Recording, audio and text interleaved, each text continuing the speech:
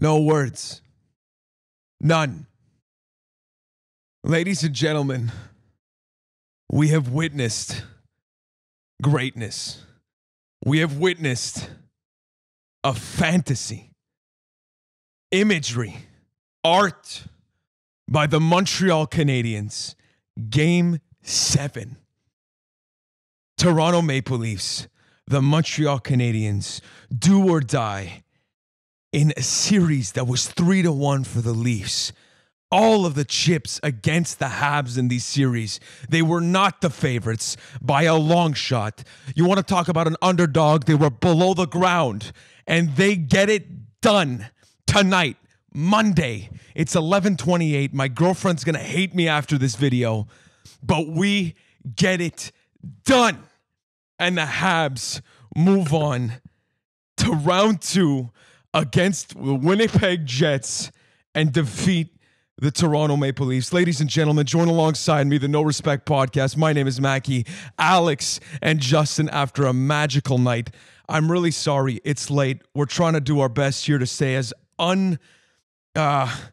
biased, but it's going to be biased. I apologize, Leafs fans. This is a painful time for you guys. We get it, but this is just magic. Alex, your thoughts on what just happened? Yeah, look, it's good to be back. I might not be as outwardly emotional as you, but I'm feeling exactly the same. This is the shit we dream about as Habs fans. We've said it. We've never seen a matchup against the Leafs. For it to turn out like this is just beautiful.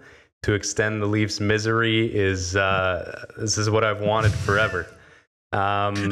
We haven't seen anything like this since 2010, I guess. This is probably the best game I've seen for Montreal since 2010. Kind of rejuvenated my hopes in the team here. I may have been harsh over the past season, but this has made it all worth it. It's just fucking amazing, and we move on to Winnipeg. What a group. What a group, Justin. Insane. Just the underdog story coming back from 3-1 in this series is just it's stuff you dream about. It's something you don't expect to happen. And I mean, people are saying underdog, but this is a massive underdog story. Like in the regular season, Toronto Maple Leafs had 28 points more than the Canadiens in a shortened season at that. So I mean, this is literally the story of David versus Goliath, where David fucking puts his sword up fucking Goliath's ass, and you know what? That's just the story of the series. It's a bit much. Listen, at least I'm fans, emotional. I'm emotional. I know you're emotional. Listen, we have little energy. It's again right after the game. We barely have a voice. But tonight, if you're a Habs fan, again, we'll come back to the Leafs and maybe some of the reasoning of what went wrong, but this is just, again, 2010, 2004. Those are the only other 2 times that the Montreal Canadiens have pulled off a 3-1 deficit comeback. We got game 1, got buried in the other 3 games. We looked outclassed, and this was just, it was a bleak moment. It was hard to believe, and I give so much credit to, the Habs fans that, there's of course the skeptics, and even tonight I'm seeing people kind of judging the performance of certain people and kind of questioning certain of the things and still wanting people fired. You're allowed to do whatever you want, but please tell me you enjoy this. You got to tell me you enjoy this, because this is just sweet ecstasy. It's all on a Monday night. We're working tomorrow. It's just, you don't write it up better than this. And I want to get into tonight's game. We haven't spoken about the details. Everybody and their families and everybody that if you're a Habs fan, you watch this game. I read a stat that last game was probably the most viewed NHL Canadian on at least on Sportsnet, from what I gathered, the highest ratings that they ever got. I don't know what it was for tonight, but it had to match it or maybe surpass it. And it was just from head to toe, this game, the Habs were dialed in, and it starts with number 31. It's number 31 that Justin is wearing here, as he has, and just shuts the door solid, the backbone of this team. And, Alex, you said it. We spoke about it on the podcast throughout the season, and there was some legitimate concern as to if Carey Price can return to form. It was a 56 games like schedule this season, condensed. We got Jake Allen that performed and kind of helped us get to the point that we're at here, being able to face the Leafs in this round one matchup. But Carey Price is the difference in this series. No questions asked. And just want to get your thoughts. Justin, you're wearing his jersey. I'll let you go first. I mean, this is what he's paid for. Like, you can argue that he's not been up to par during the regular season, but this is why he has this contract. Like, this is in his contract probably. Like, the fact of he just stole the series. Like, he made such big saves versus these offensive like weapons in Mitch Marner and Austin Matthews, William Nylander, night after night. It wasn't just one game, 2-game performance. It was all 7 games he was on his game. And it's just incredible to see. I love seeing this like OG 2014 Carey Price coming back. And there's not much else to say. Like, he kept us in this game. He kept us in every game that we won this series, and even the games that we didn't win, he gave us a chance to win those ones. So it was awesome to see. And I think another just plus on this game, our defense, I think, played a great role here, just not giving the Leafs a lot of space, snuffing all those dump ins, playing really well just in our own zone, digging out pucks from the corner and getting good breakouts. So I think that helped Price a lot, but Price obviously MVP of the series. Here's the thing on Price too. You see it every off season that there's those players surveys that go out or the awards that go out, and everyone's still saying which goalie do you not want to face, and it's Carey Price. We saw it even it's debated, but that there was a rule change for last play-ins last year during the COVID schedule that they didn't want to play a best of 3 because of players like Price who could win a best of 3. Well, he just showed us tonight that he can win a best of 7.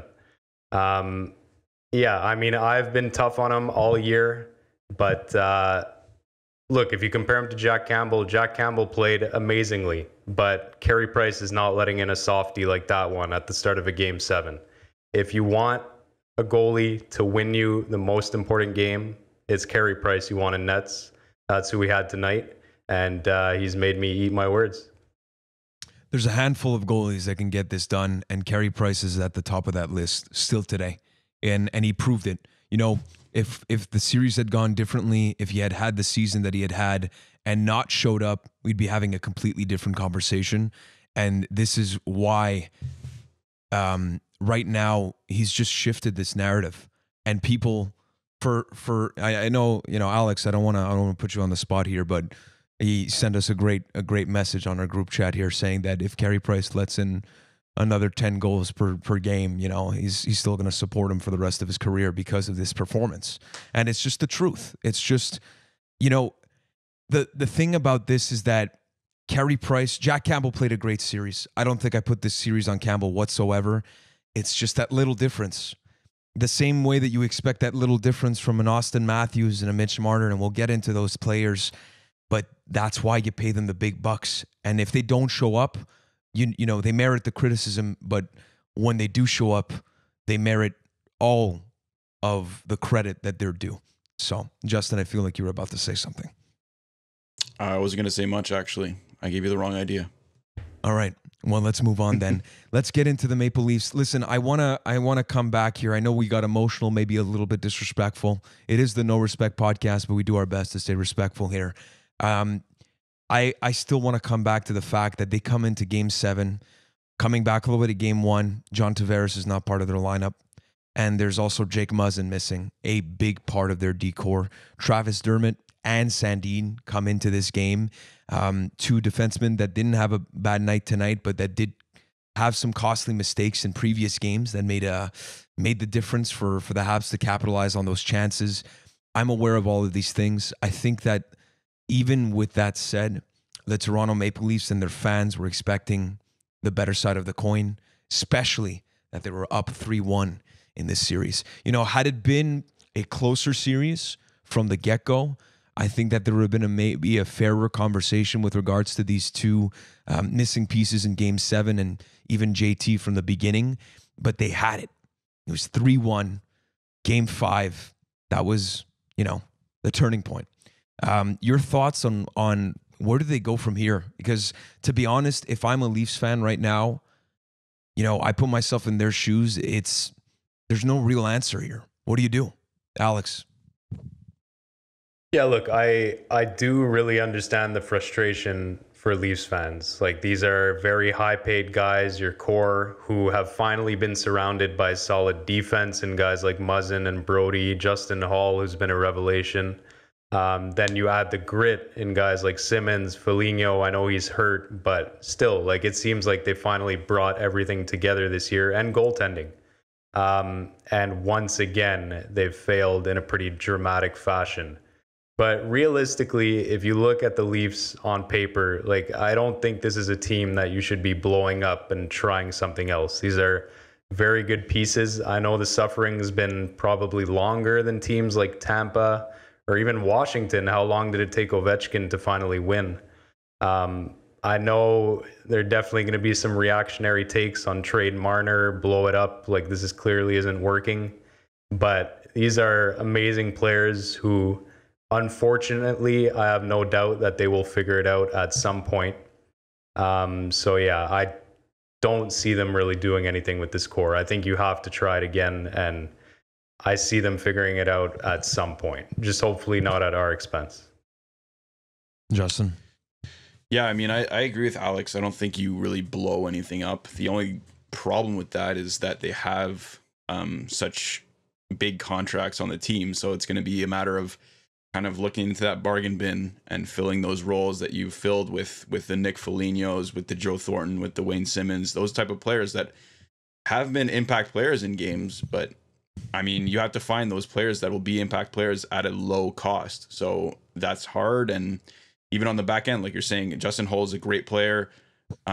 Travis Dermott, Rasmus Sandin, these guys are great young defensemen with promising futures, but they're also going to cost some money. So, I mean, I don't think by any means they should blow it up. I think next year they're going to be playoff contenders and potentially cup contenders again.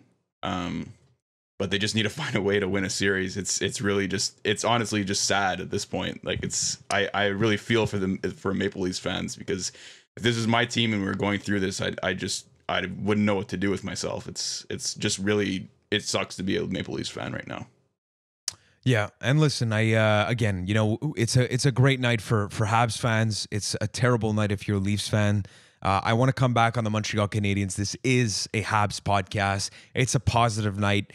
We needed to show respect to the adversary that were the Toronto Maple Leafs, but the reality of the situation is that, this is incredible for us. For Habs fans, you're sitting at home after Game 4, and you're telling yourself there's no chance. Basically, you got that glimmer of hope, that inner child of you that wore the jersey for the first time while you're watching TV in your underwear, whatever you were doing back in the day when you watched your team have success or have these types of moments. I know that, in 2010, we weren't hardcore like we were, back in the day. At least, we didn't have a podcast, and if we did, it'd be a mess, and just like it is maybe today. But point is that it's just, this is the shit that you live for.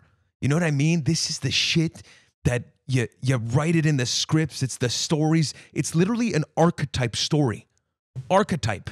Like, it doesn't make any better type of storyline here. So I want to get into the unsung heroes, but before we do that, let's get to Justin, who has a take here.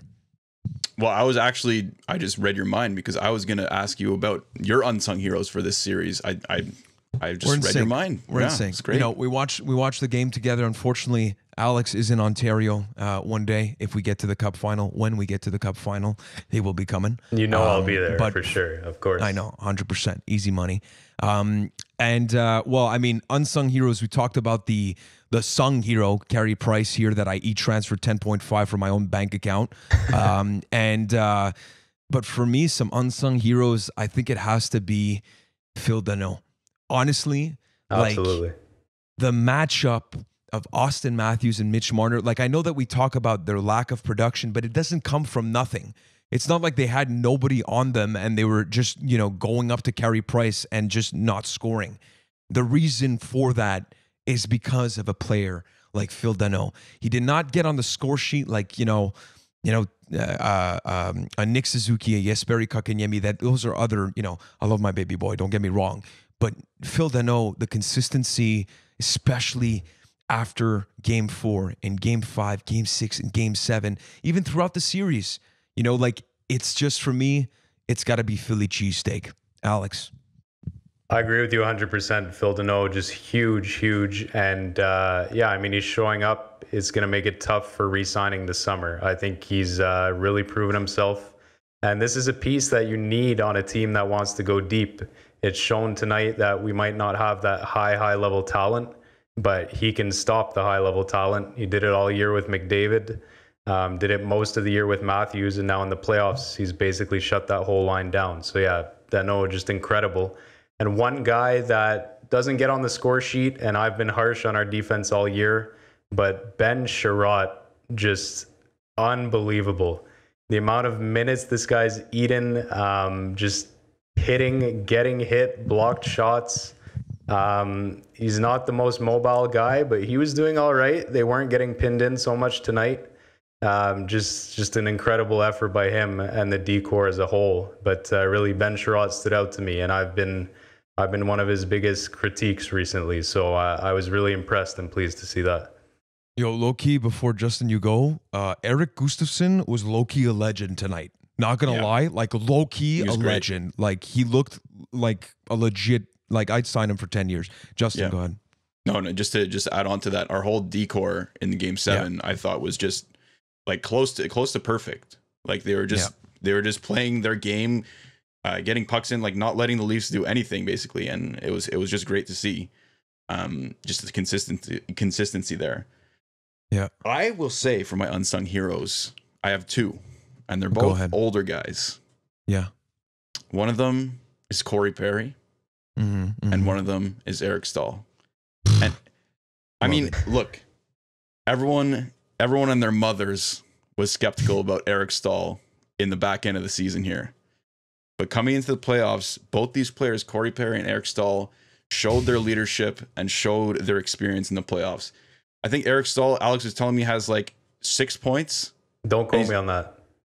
Okay. Well, he has at least 4 points. He had 2 points in game 7, 2 assists, and Corey Perry as well has 4 points. So it's these guys are just playoff performers, and they just bring the experience. Corey Perry lays his body on the line, and they're both just these high possession players that just give us energy and give our offense some confidence and say like, okay, we can do this. We can hem the Leafs in their zone. So I just love their game in our last 3 wins, and I think they're just a huge factor in this series. I totally agree. I mean, honestly, this game 7 couldn't have gone better from a defensive standpoint. Honestly, offensively, maybe you would have want to see more goals, but even at that, this is a team that's not built to do that against the Leafs team. You're not going to go toe-to-toe in an offensive matchup here.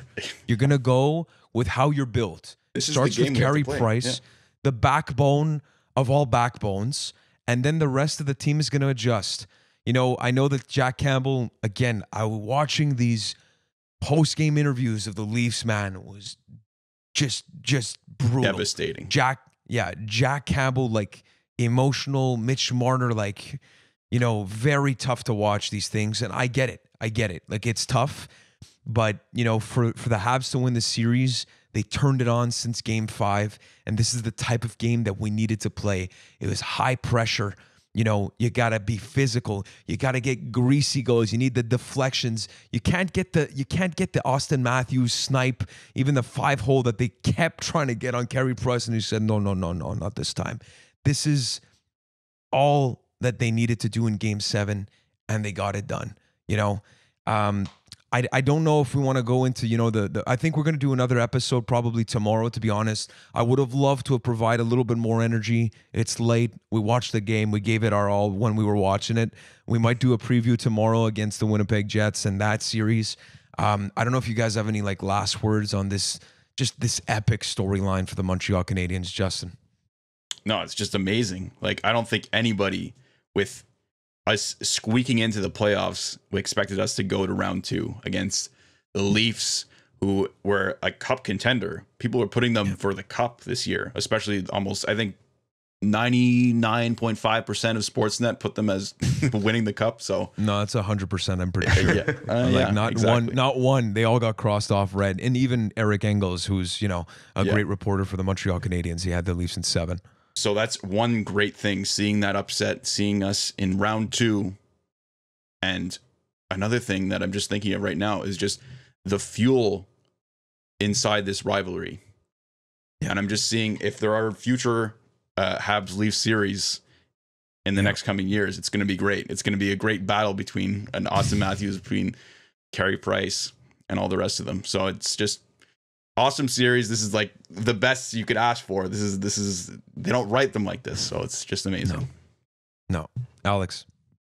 Yeah, for me, this is the stuff that I live for as a hockey fan. I haven't been around to see the successes of back-to-back cups or just consistent reaching the finals and stuff like that. And we're not fans of a team like Tampa or Boston, Chicago, who've had repeats. So this has made the past, I want to say 10 years worth it. I know we won a round in 2014 or 2016, whatever it was, but after 4 or 5 years, this is the shit we dream about, right? I know it's going to suck if we don't make it all the way, but this has been so sweet. And just to win this series has been amazing. And I'll sleep beautifully tonight. Just so pleased. Speaking about nights, spoke about it last video. If you're a Montreal Canadiens fan, I mentioned a lot of places in Montreal. And I want to shout out Dom Romano because I forgot my beautiful Saint Leonard. Aga Boucherie is one of my favorite places on the planet. But anywhere you are, okay? All right? Whether you be on the West Coast, and I know we have some fans or listeners, I should say, in the West Coast. I think Jen Blanchett is one of them. We got some people in Ontario. Kevin S., who is living above the Scotiabank Arena, sorry. I'm thinking of Scotian Canadian, who was on CBC News tonight. That's crazy. We'll get into that next game. Shout out to our boy. I'm thinking about all of our fans in Nova Scotia, Halifax. Anybody who's a Habs fan listening to this video, you look up at that starry night tonight, and the stars fucking aligned, and there were 7 of them. And now we're on to round 2, baby. Winnipeg Jets. Another episode coming up for Alex, for Justin, for myself, Mackie. This is Late Night with a No Respect podcast after a Game 7 win with Mel Voice. But baby, we'll be back. Have a good night. Go Habs, go. Merci. Hey, you went full ASMR there. Yeah, I had to.